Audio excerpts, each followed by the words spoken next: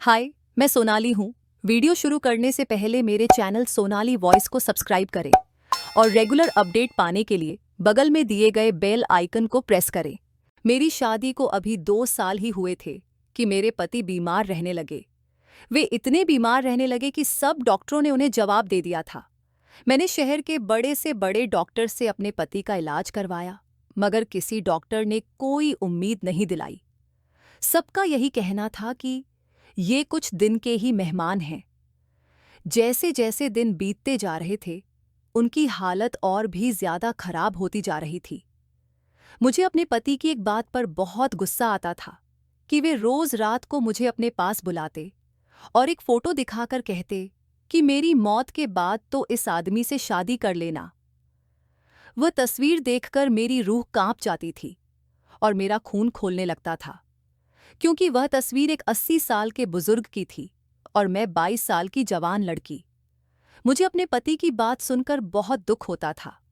मैं भगवान से उनकी लंबी जिंदगी की प्रार्थना करती थी, क्योंकि मैं अपने पति से बहुत ज्यादा प्यार करती थी और उनके साथ जिंदगी गुजारना चाहती थी। एक दिन मेरे पति का देहांत हो गया और मैं विधवा हो गई।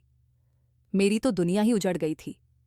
मैं अपने गम से उबरी भी नहीं थी कि मेरी सास मेरे पास आईं और मुझसे कहने लगीं कि अब तुम जल्दी से उस आदमी से शादी कर लो, जैसे तुम्हारा पति कहता था। मैं उनकी यह बात सुनकर हैरत से उन्हें देखने लगी। मैं दूसरी शादी नहीं करना चाहती थी, लेकिन मजबूरन मुझे उस आदमी से शादी करनी पड़ी। शादी की रात जब मेरा दुल्हा मेरे कमरे में आया, तो उसे देखकर मेरी चीख निकल गई, क्योंकि वह तो मेरा बॉस था। मेरा नाम बुलबुल है। मैं मुंबई शहर की रहने वाली हूँ। मैं अपने माँ बाप की इकलौती बेटी थी और एक मिडिल क्लास घर से थी। मेरे माता पिता ने मुझे पढ़ाया लिखाया। उसके बाद उन्होंने मुझसे कहा कि वे मेरी शादी करना चाहते हैं, लेकिन मैंने उनसे कहा कि पिताजी, मैं अभी शादी नहीं करना चाहती, आगे पढ़ना चाहती हूँ। मैं अपने माँ बाप की बहुत लाडली थी और वे मेरी सारी बातें मानते थे, इसलिए यह बात भी उन्होंने मान ली। उन्होंने मुझे आगे पढ़ने की इजाज़त दे दी।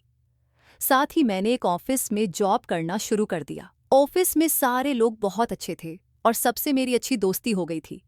जब मैंने पहली बार अपने बॉस को देखा, तो मैं तो उन्हें देखती ही रह गई, क्योंकि वह एक बहुत हैंडसम और जवान लड़का था। ऑफिस की सारी लड़कियां उनके आगे पीछे घूमती रहती थीं।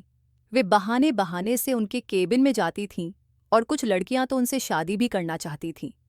मुझे भी वह बहुत अच्छे लगते थे, लेकिन मैंने कभी कोई ऐसी हरकत नहीं की जिससे कोई मेरे चरित्र पर उंगली उठा सके, क्योंकि मेरे माँ बाप ने मुझ पर भरोसा करके मुझे जॉब करने की इजाज़त दी थी। मैं उनका भरोसा किसी भी हाल में तोड़ना नहीं चाहती थी। मैं कोई भी ऐसा काम नहीं करना चाहती थी जिससे मेरे माँ बाप की इज्जत पर कोई आँच आए। मैं सोचती थी कि अगर भगवान ने मेरी किस्मत में इस लड़के को लिखा है, तो वह खुद ही उसके दिल में मेरी मोहब्बत डाल देगा, क्योंकि जोड़े तो आसमान से बनकर आते हैं। उसका नाम राहुल था। वह एक बहुत अच्छा इंसान था। मेरी बॉस से ज्यादा बातचीत तो नहीं होती थी, जितनी भी होती थी काम के बारे में ही होती थी। जब भी वह मुझसे या किसी लड़की से बात करते थे, तो हमेशा नजरें झुकाकर ही बात करते थे, और तो और लड़कियों की बहुत इज्जत करते थे। मैं भी यही चाहती थी कि मेरे पति एक शरीफ इंसान हो, जो औरतों की इज्जत करना जानते हों। एक दिन राहुल ने मुझसे कहा कि मैं आपको बहुत पसंद करता हूँ, क्या आप मुझसे शादी करेंगी? मैं तो पहले से ही राहुल को पसंद करती थी और उससे शादी करना चाहती थी। मेरे दिल ने कहा कि मैं उसे हाँ कर दूं, लेकिन मैंने उससे कहा कि मैं अपने माता पिता की मर्जी के बगैर आपसे शादी नहीं कर सकती। अगर वे इस रिश्ते से राजी हैं, तो मुझे कोई ऐतराज नहीं है।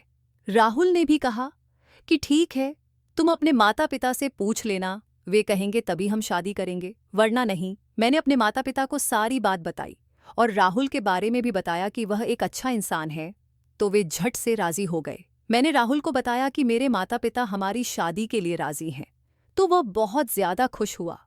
लेकिन मुझे यह सुनकर बहुत हैरत हुई कि राहुल के पिताजी हमारी शादी के लिए नहीं मान रहे हैं। राहुल अक्सर अपने माता पिता के बारे में मुझे बताता था। मुझे लगता था कि वे मान जाएंगे, लेकिन उन्होंने शायद राहुल के लिए कोई और लड़की देख रखी थी जिससे वे राहुल की शादी करवाना चाहते थे। राहुल अपने माता पिता से बहुत प्यार करता था। उनकी मर्जी के बगैर मुझसे शादी नहीं कर सकता था। इसलिए उसने मुझसे कहा कि जब तक उसके माता पिता नहीं मान जाते मुझे इंतजार करना होगा। मैंने भी कहा कि ठीक है, तुम अपने माता पिता को मना लो, मैं तुम्हारा जिंदगी भर इंतजार करने के लिए तैयार हूं। राहुल ने अपने माता पिता को हर तरीके से मनाने की कोशिश की।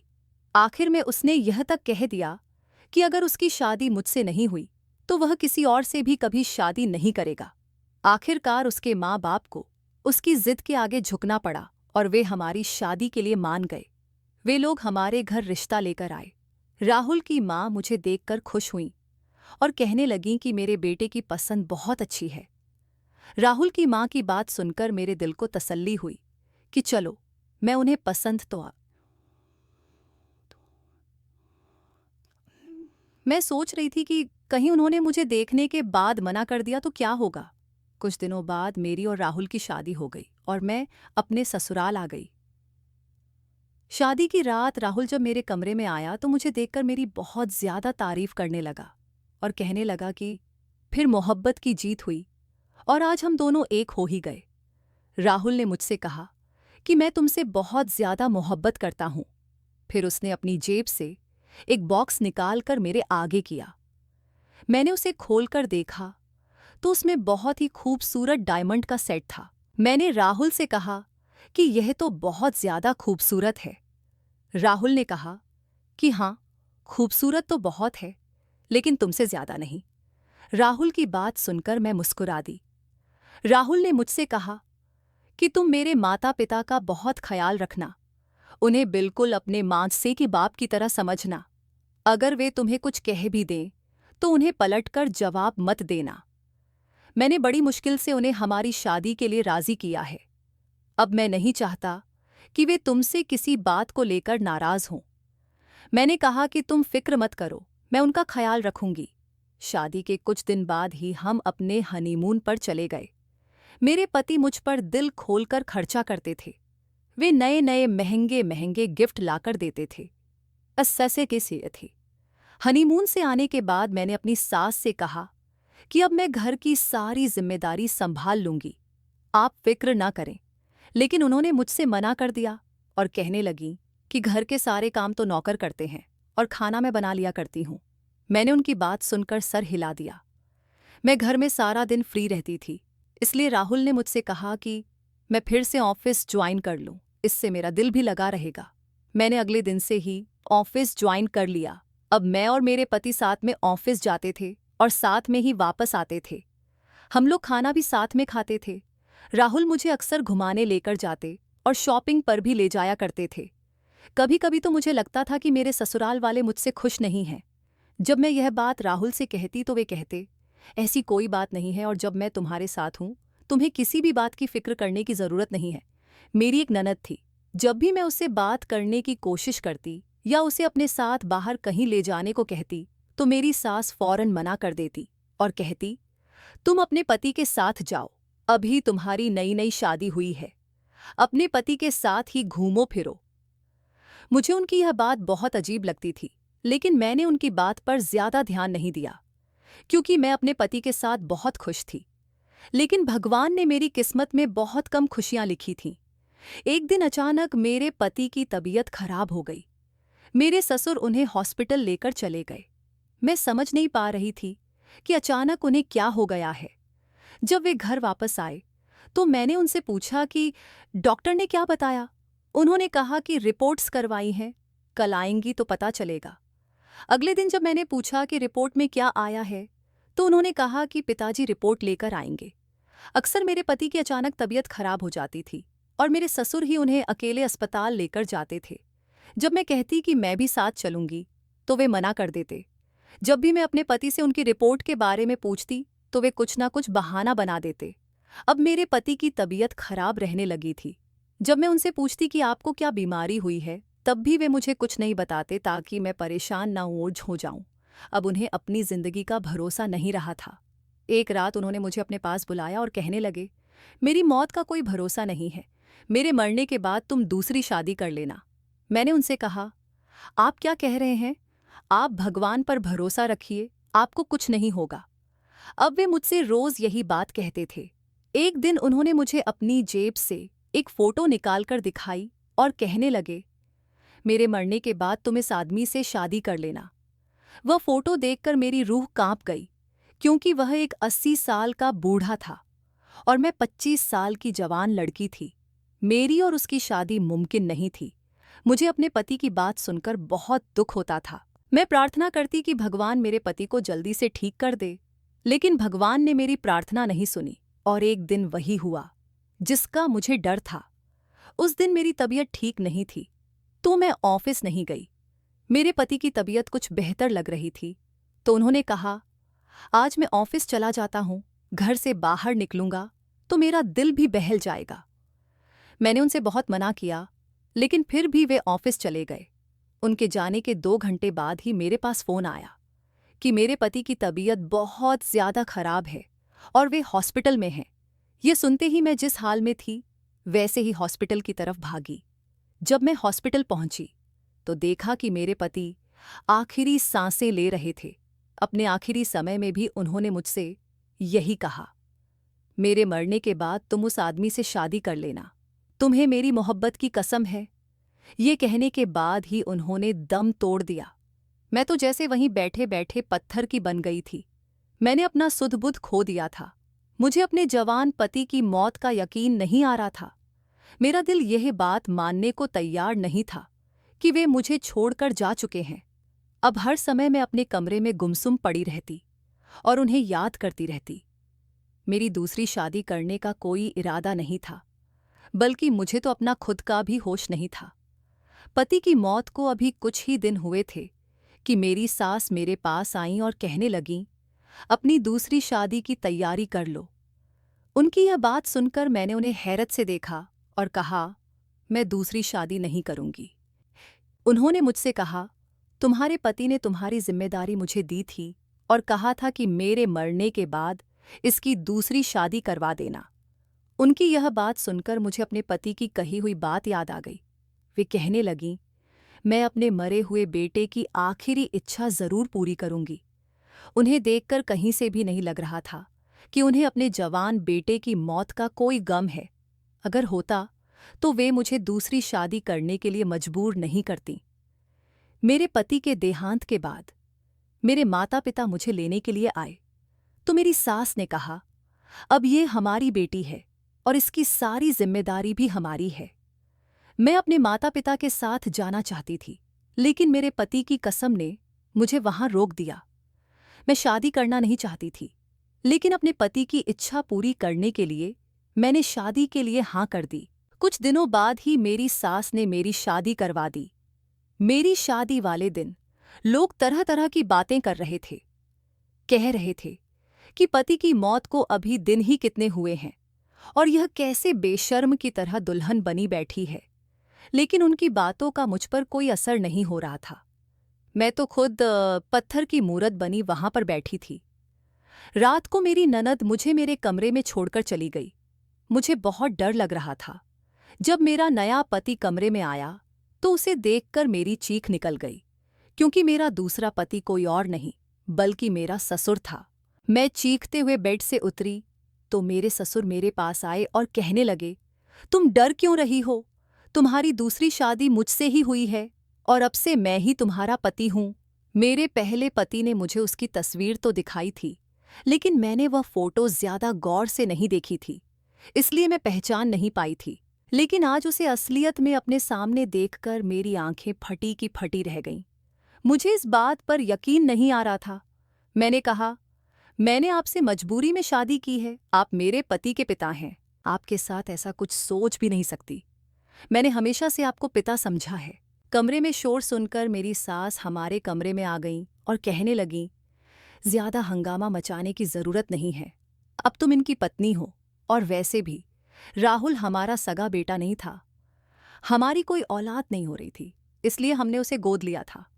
और यह बात राहुल भी जानता था कि वह हमारा सगा बेटा नहीं है, इसलिए उसने मुझे ये हक दिया था कि मैं तुम्हारी शादी अपनी मर्जी से जहां चाहे करा दूं। इसलिए मैंने तुम्हारी शादी अपने पति से करवा दी, ताकि तुम हमेशा इसी घर में रहो। राहुल नहीं चाहता था कि तुम कभी भी यह घर छोड़कर जाओ। उसकी आखिरी इच्छा यही थी।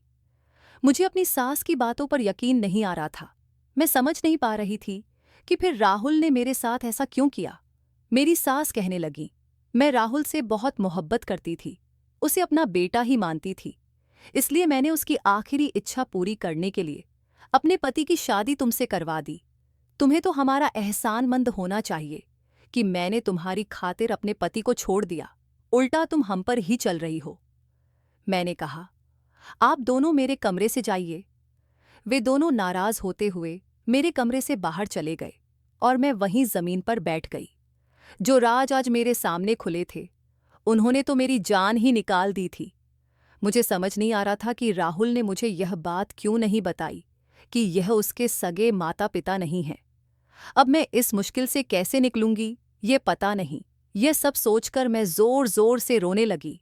मैंने राहुल की फोटो उठाई और उससे सवाल करने लगी कि आखिर उसने मेरे साथ ऐसा क्यों किया। उसने मुझे अपने प्यार की कसम दी थी कि मैं दूसरी शादी कर लूं, और वह भी उसके ही पिता से।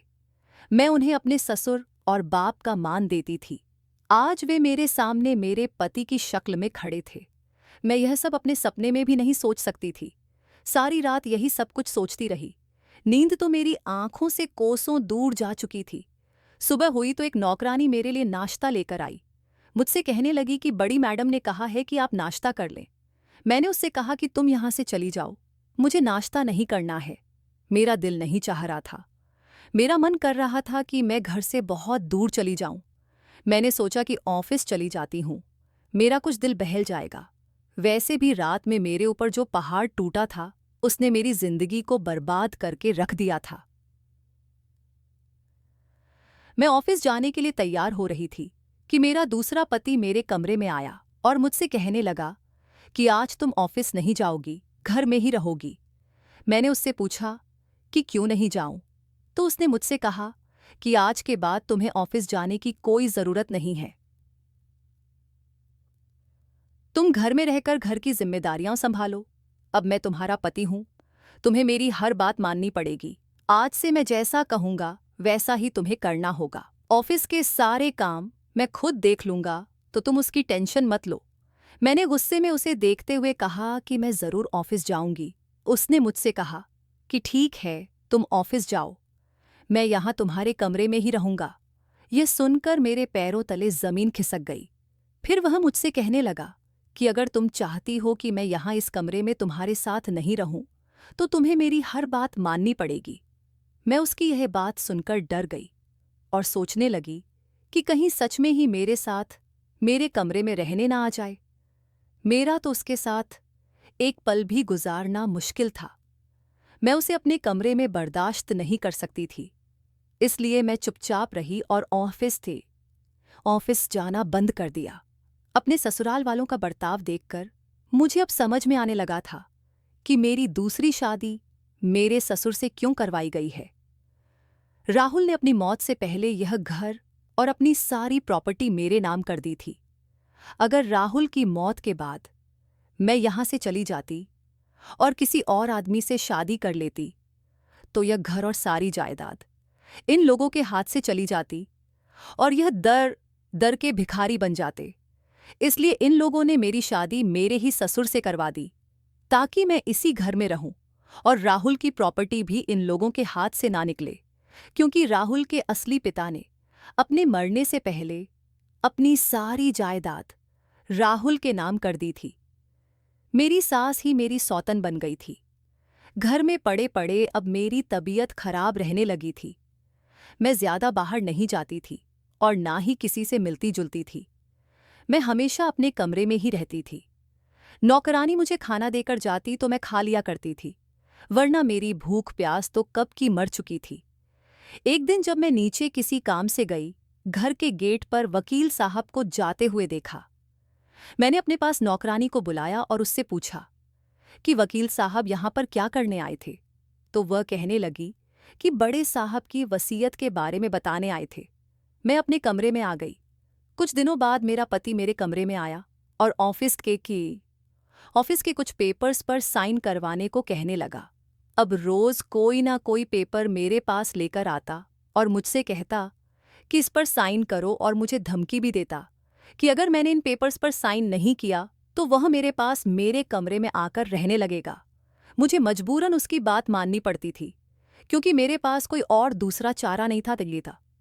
अगर कभी मैं पेपर्स पर साइन करने से मना कर देती थी तो वह मुझे धमकाता था कि अगर मैंने उसकी बात नहीं मानी तो वह मेरे कमरे में आकर रहने लगेगा।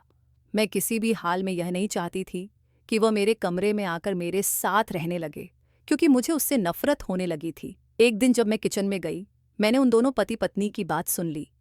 मेरा पति कह रहा था कि राहुल अगर कुछ समय और जिंदा रहता तो हम उससे और ज्यादा फायदा उठा सकते थे। बहुत जल्द ही मर गया बेचारा। मैं समझ गई थी कि यह लोग जो कुछ भी कर रहे हैं जायदाद के लिए कर रहे हैं। वकील भी अब अक्सर हमारे घर पर आता जाता रहता था। मैंने उससे काफी बार बात करने की कोशिश की, लेकिन मेरे सास ससुर मुझे उससे बात नहीं करने देते थे।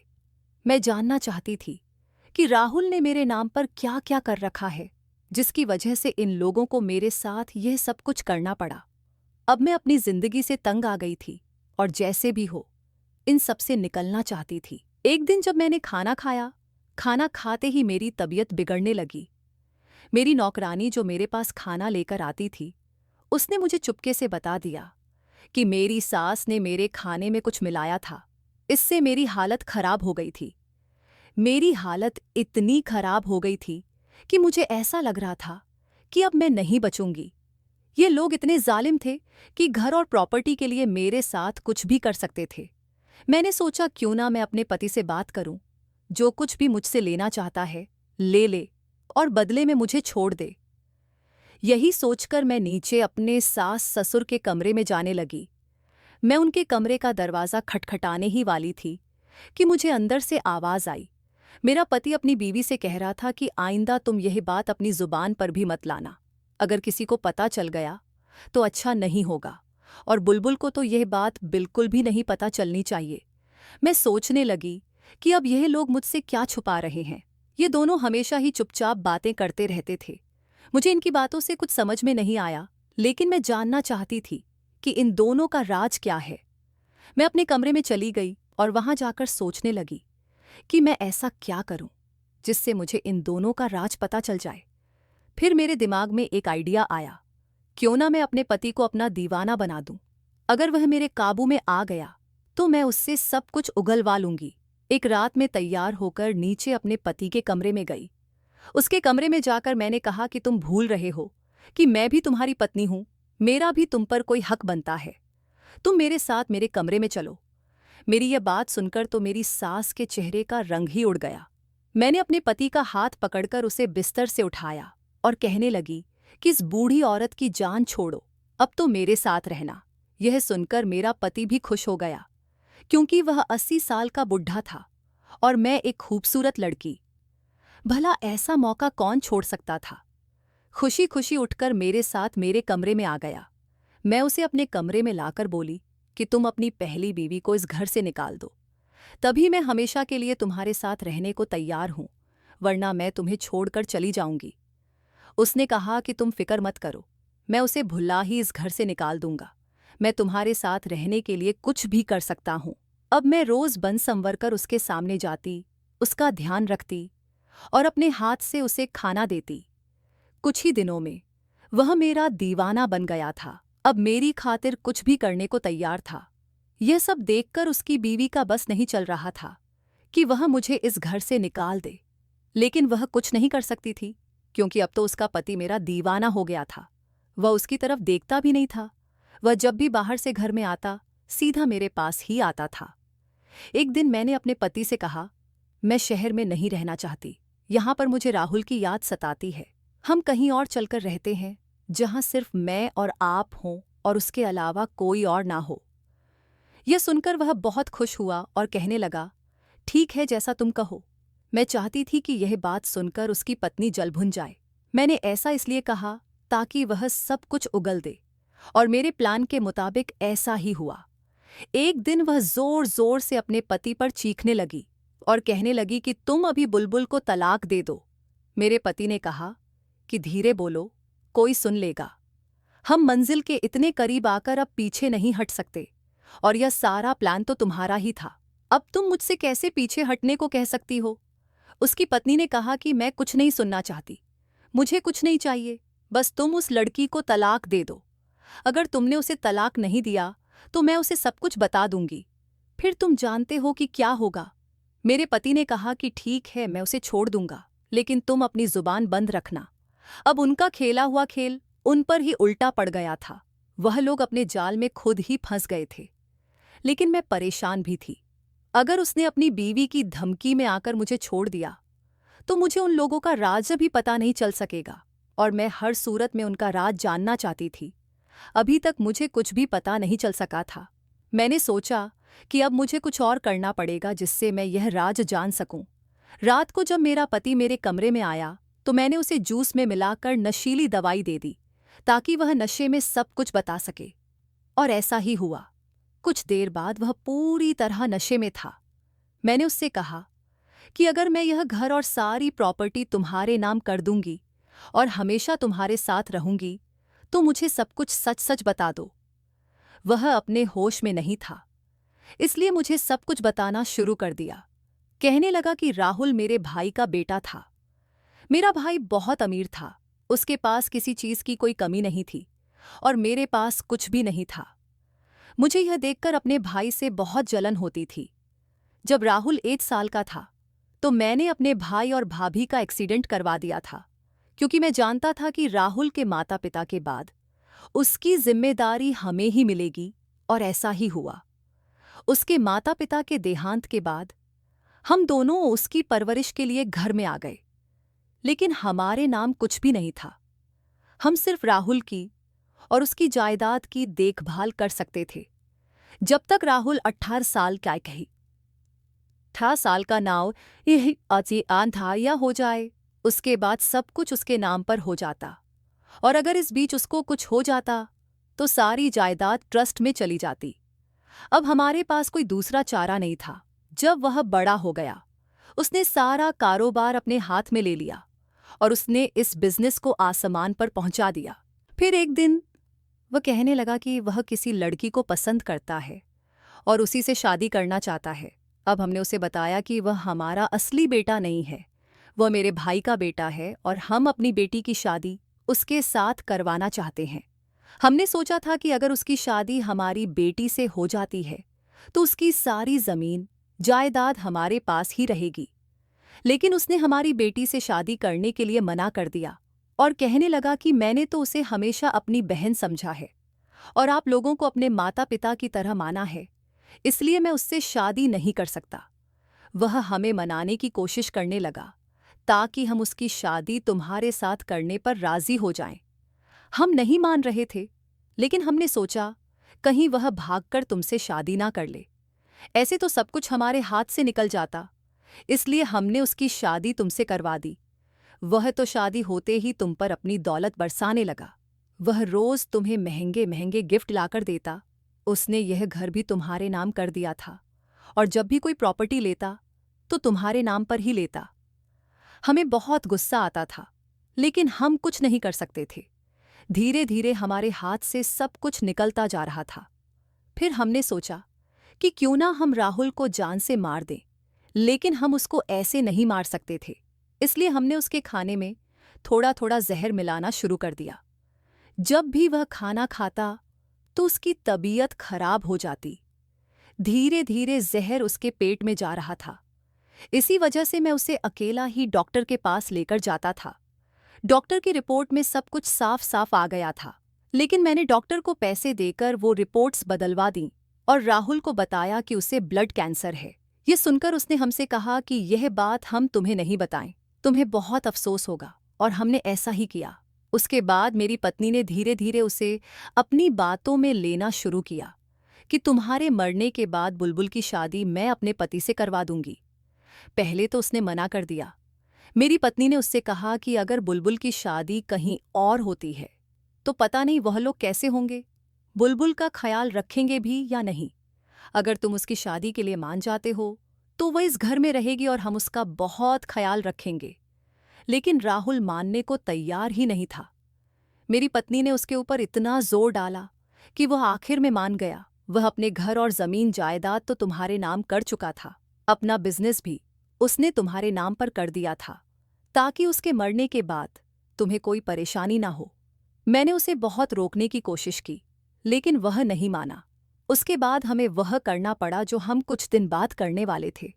उसकी यह बात सुनकर तो मेरे रोंगटे खड़े हो गए और मैंने उसे पकड़ते हुए कहा कि तुमने मेरे राहुल के साथ क्या किया। उसने नशे में बताया कि हमने उसके खाने में ज्यादा जहर मिला दिया, जिससे वह उसी दिन मर गया। और उसके मरने के बाद मेरी पत्नी ने तुम्हारी शादी मेरे साथ करवा दी, ताकि हम तुमसे सब जमीन जायदाद और बिजनेस छीन सकें। अब हम तुम्हारे खाने में भी जहर मिलाने लगे हैं। तुम्हारे मरने के बाद यह सब कुछ हमारा हो जाएगा, लेकिन मैं तुम्हें मरने नहीं दूंगा। मैं उस बूढ़ी औरत को इस घर से निकाल दूंगा। मैंने उसकी सारी बातें रिकॉर्ड कर ली थी। अगले दिन मैंने पुलिस में उनकी रिपोर्ट करवाई। पुलिस हमारे घर पर आई और उन दोनों को गिरफ्तार करके ले गई। अदालत में उन दोनों की पेशी हुई। मैंने सारे सबूत दिखा दिए। सारे सबूत देखते हुए जज साहब ने उनको उम्र कैद की सजा सुना दी। अब वह दोनों अपनी बाकी बची जिंदगी जेल में ही गुजारेंगे। मैंने राहुल के नाम पर एक हॉस्पिटल खुलवाया, जिसमें गरीब लोगों का इलाज मुफ्त में होता है। अब मैंने दूसरी शादी नहीं की, क्योंकि लोगों से मेरा भरोसा उठ चुका था। काश उन लोगों ने राहुल के साथ ऐसा कुछ नहीं किया होता। राहुल तो उनसे अपने सगे माता पिता से भी ज्यादा मोहब्बत करता था।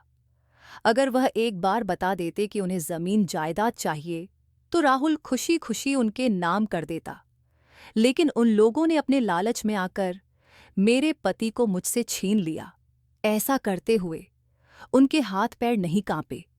लोग तो कुछ समय जानवरों के साथ बिता लेते हैं, तो उनसे भी मोहब्बत हो जाती है, लेकिन राहुल तो उनका सगा भतीजा था, उनका खून था। फिर भी उन्हें उस पर तरस नहीं आया। इन लोगों के लिए हमेशा मेरे दिल से बद्दुआ ही निकलती है, जिन्होंने जवानी में ही मेरे पति को मुझसे छीन लिया। दोस्तों, मिस करती हूँ। आपको हमारी कहानी पसंद आई होगी। कहानी पसंद आई है तो वीडियो को लाइक करें, चैनल को सब्सक्राइब करें और नोटिफिकेशन बेल को दबाएं, ताकि अगली अपडेट सबसे पहले आपको मिले।